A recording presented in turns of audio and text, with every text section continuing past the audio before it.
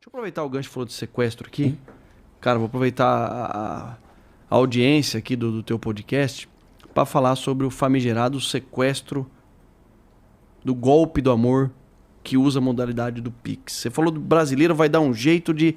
Cara, o Pix foi uma ferramenta que beneficiou todos. Sim, sem dúvida. Transferência, não tem mais aquela época. Salve Pix. Pix é TED, foda. DOC, que a gente pagava, etc e tal. Ok, beneficiou todo mundo. O que o crime faz? O crime ele vai se adaptando e vai vendo onde que ele consegue lucrar mais, porque é uma atividade econômica, mais uma vez falando. E os caras começaram, uma coisa que não tinha desde a década de 90 aqui em São Paulo, o sequestro voltou a acontecer. Nós iniciamos a nossa gestão, em janeiro de 23, com um número altíssimo de sequestro. O cara é levado para o cativeiro mesmo, em especial na zona oeste de São Paulo, e obrigava a vítima a fazer transferências via Pix. Aí eu falei, caramba, precisamos entender por que isso está acontecendo. Polícia Civil estava fazendo um trabalho, aliás, um belo trabalho, na divisão antissequestro, liderada lá pelo Dr. Fábio Nelson, que tem muitos e muitos anos de antissequestro, desde a época da década de 90, ele já atua nisso, mais de 20 anos, salvo engano. Aliás, o atual delegado-geral da Polícia Civil, Dr. Arthur Dian, um histórico operacional. Claro, foi, indicação minha, né? Eu que escolhi o delegado-geral e o comandante-geral. Então você tem um delegado-geral na Polícia de São Paulo, Dr. Arthur Dian, com 14 anos de antissequestro, garra, GER, trabalhou piloto de helicóptero da Polícia Civil. E do outro lado, o Coronel Castro, comandante-geral da Polícia Militar, com mais de 14 anos de rota, tenente, capitão, major, profissionais extremamente operacionais. E aí eu chamei parte das duas polícias, da PM e da Polícia Civil, para entender o protocolo de atendimento, porque às vezes a Polícia Civil estava investigando um caso e a Polícia Militar também estava atuando, eles não estavam conversando. Às vezes tem as peças de um quebra-cabeça aqui, outras peças aqui. Estabelecemos um protocolo de atendimento e é bizarro o que eu vou falar aqui.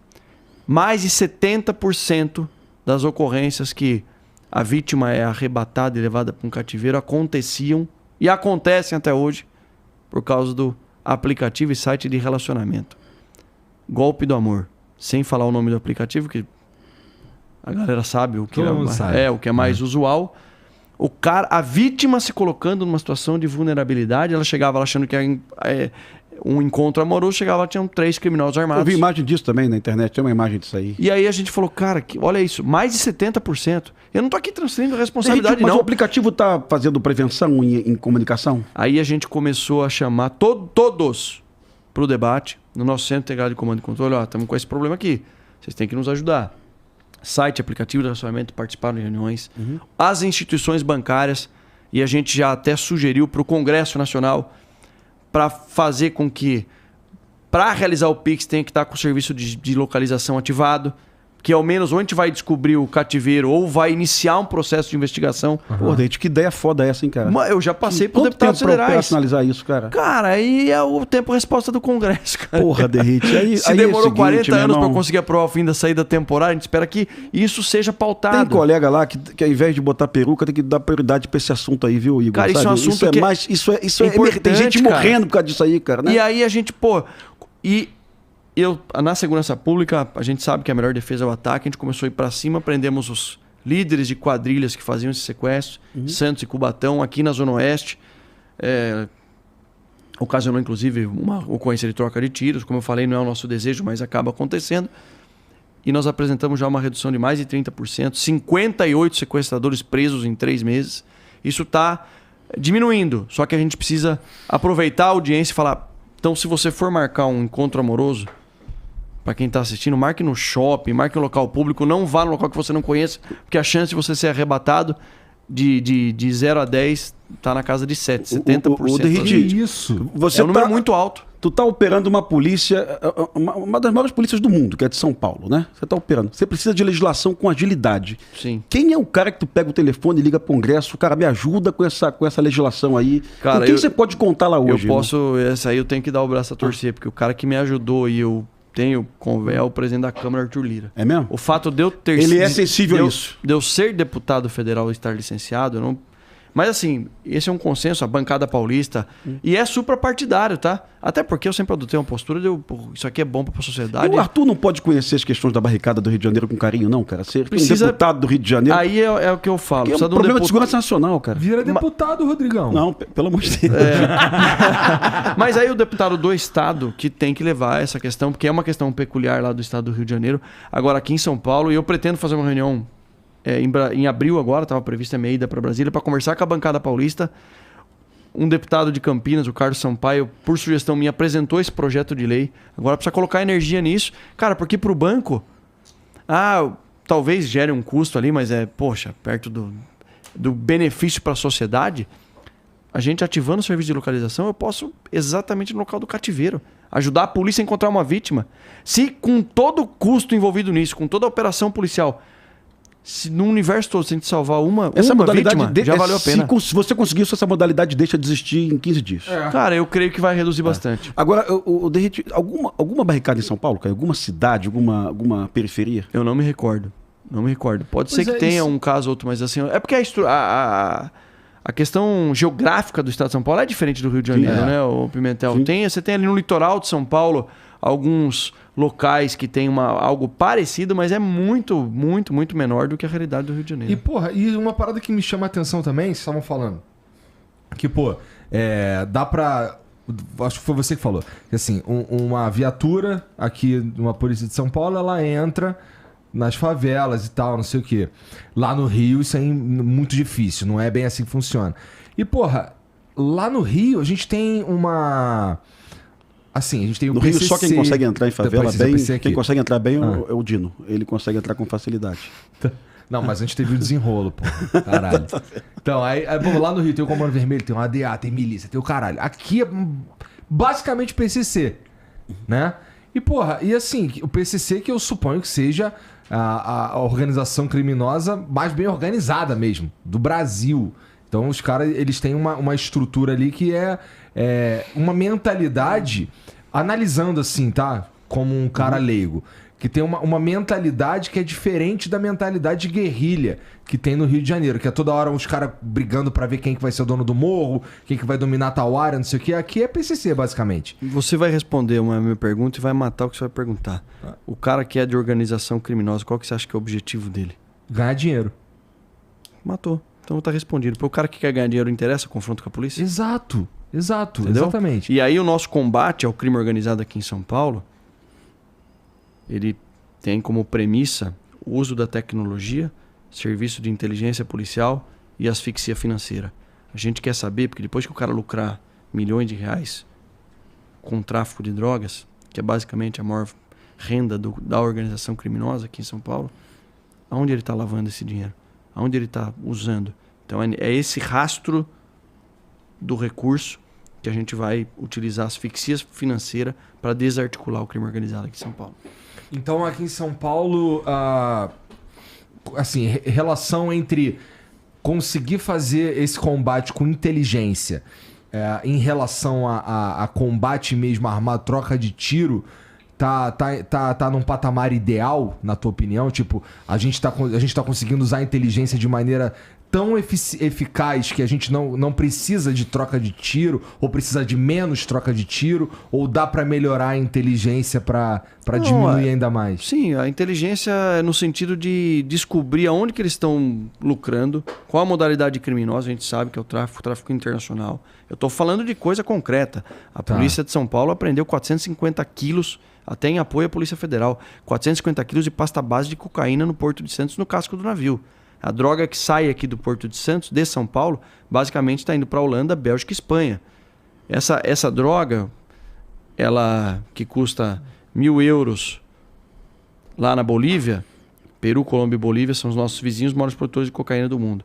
Essa custa 1.000 euros o quilo da pasta base, chega no mercado interno aqui de consumo no Brasil a 5.000 euros e é vendida lá na Europa a 50.000 euros. Então, qual é o nosso objetivo? É esse caminho, essa rota. Porque o cara, quando criou lá o Brasil, quando desenvolveu o Porto de Santos, não foi para levar cocaína. Veja só que a criminalidade ela aproveita de caminhos lícitos para utilizar meios ilícitos. Então é a mesma coisa do contrabando, do cigarro. Nós tivemos a semana passada lá em Curitiba, no Paraná, um encontro de secretários de Segurança Pública de Rio Grande do Sul, Paraná, Santa Catarina, São Paulo e Mato Grosso do Sul. Qual que é o nosso objetivo? Estabelecer um protocolo de atuação nas fronteiras, em especial contra o crime organizado. Que a droga está vindo, o contrabando está vindo. O PCC vende cigarro paraguaio aqui, né, Derrite? Também lucra com isso. Então o nosso objetivo é evitar que a droga chegue no porto.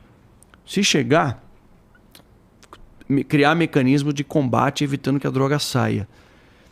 E caso eles consigam fazer toda realizar essa cadeia logística, depois de ganhar o dinheiro, aonde que esses caras estão colocando o dinheiro? Então estão usando mecanismos aparentemente lícitos, estão lavando dinheiro, então é asfixia financeira para descobrir e prender. Agora a gente precisa de todos aqueles atores do sistema de justiça criminal, porque senão o cara vai preso e é solto. E Derrite, tem uma questão também que coragem também tua, do Tarcísio também, viu? Porque a última etapa é a perseguição do patrimônio, né? Lá no Rio de Janeiro, só para você lembrar, Igor, aquelas ocorrências de 2010, 2011, foi quando a Polícia Civil chegou no patrimônio da esposa do Polegar. A Polícia Civil identificou a casa comprada com dinheiro do tráfico, né? E tomou o patrimônio, né? Como tem que ser mesmo, né? E aí começou o Comando Vermelho, não. Mexer na nossa família, não. Mas, repito, a última etapa de combate ao tráfico é perseguição ao patrimônio. Então, lá na frente, as decisões serão corajosas, viu, Derrite? Alguém tem que encarar esse desafio. E assim, o objetivo maior nosso é devolver a rua pro povo paulista, cara. Cara, eu quero me entregar daqui 4 anos, se eu ficar todo esse período, daqui 3 anos, uma segurança pública melhor do que a que eu encontrei. Talvez a gente tenha a mesma idade. Cara, e ainda mais eu que sou do interior, a gente jogava bola na rua até 8 horas da noite, pô. Isso não existe mais. Não existe, porque tá todo mundo com medo, porque tem droga a cada esquina, porque você tem a criminalidade aumentando, porque a criminalidade aumenta, porque o custo do crime é baixo. Então o cara não quer. Ô Igor, é o seguinte, eu estudei escola pública, cara. Até se falar de bolsa escolar, acho que no começo da nossa conversa aqui, eu estudei na escola estadual Professor Genésio Machado, na Vila Santana, em Sorocaba, escola pública.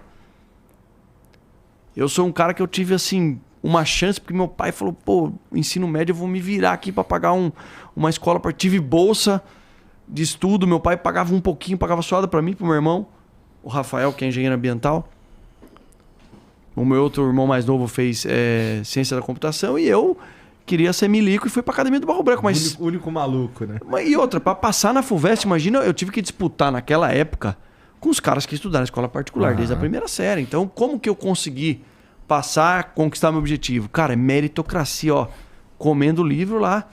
Então, eu tenho um compromisso comigo mesmo. Eu preciso entregar uma segurança pública melhor para que o pai, a mãe, o cara não fique desesperado. Fala, pô, meu filho vai voltar da faculdade às 11 horas da noite e o cara fica na porta lá, achando que o filho vai tomar um tiro na cabeça. Mas entendeu? hoje aqui em São Paulo, qual que é, o que mais te deixa de cabelo em pé, cara?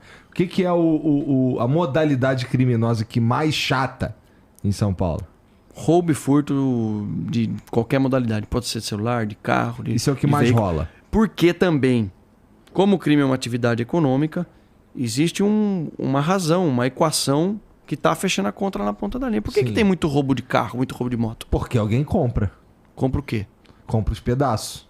Aí a gente começou a deflagrar uma operação junto com o Detran aqui. Aliás, o diretor do Detran, não sei se você sabe, é o Eduardo Ágio, ex-diretor da PRF. Sim. Um cara muito preparado. Em uma das operações que a gente realizou aqui em São Paulo, para fiscalização de desmanche clandestino, foram mais de 15 mil peças apreendidas em um dia de operação. 58 pessoas presas. Eu sei porque é o mesmo número dos sequestradores. 58 pessoas presas e centenas de desmanches fiscalizados. Existe uma cadeia ilícita que é alimentada e isso gera um número alto de furto e roubo de veículo. Celular é a mesma coisa. Hoje, por exemplo, estava tendo uma reunião lá de um capitão que trabalha no setor de tecnologia, hoje, essa semana, com empresas, com Apple, com Samsung. A gente quer chamar as empresas e falar, viu, Apple, Samsung, por que vocês não, através de um bloqueio do e-mail, quando esse celular aqui for roubado ou furtado, vocês não transformam esse aparelho num tijolo e ele nunca mais possa ser usado? Eu não estou aqui acusando ninguém. Será que não é interessante para a empresa que toda essa economia ilícita que acontece, porque o cara vai lá, compra um novo celular, a gente quer trazer à luz esse debate e pedir ajuda também deles, pô, para reduzir. Também tem o cara que vende na loja lá clandestinamente. Mas Então, de repente, de novo, a legislação, viu, cara? Porque, Também roda porque nisso, olha, cara. eu tô preocupado porque é o seguinte, você falou aqui do desmanche. E quem está nos vendo em casa acha que o receptador responde preso, mas o receptador responde liberdade. Conta o que acontece com o Então, receptador. assim, tinha um delegado geral no Rio de Janeiro, um chefe de polícia civil, que ele dizia para mim, Pimentel, se você colocar uma loja assim, compro peças roubadas, você não vai ser preso. Ele dizia para mim, o delegado. Então, como é que eu vou combater o desmanche se eu não tenho uma legislação no Brasil que prenda o receptador? Pô, eu não tenho isso. É. E aí eu preciso lá em Brasília de um Capitão Derrite, de um Arthur Lira, de um Kim, eu não sei quem, para provocar isso, porque as pessoas estão morrendo nas ruas, porque os carros estão sendo roubados para desmanche.